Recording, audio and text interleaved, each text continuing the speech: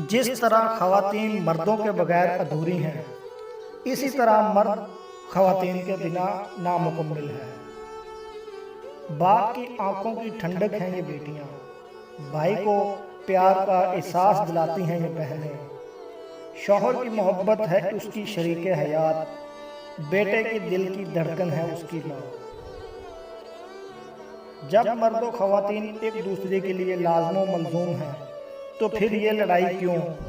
मिल बैठ कर अपने मसले सुलझाएं, अपने अपने घर से इब्तिदा करें, एक दूसरे को इज़्ज़त व एहतराम दें, एक दूसरे के हुकूक व फ़राइज़ अदा करें।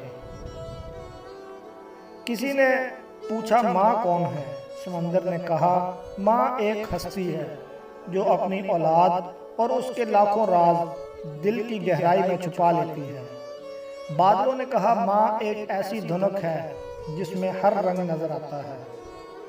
चांद ने कहा माँ एक खूबसूरत चांदनी है। इंसान ने कहा माँ और फूल में कोई फर्क नहीं, फूल खुशबू बांटता है और माँ ममता।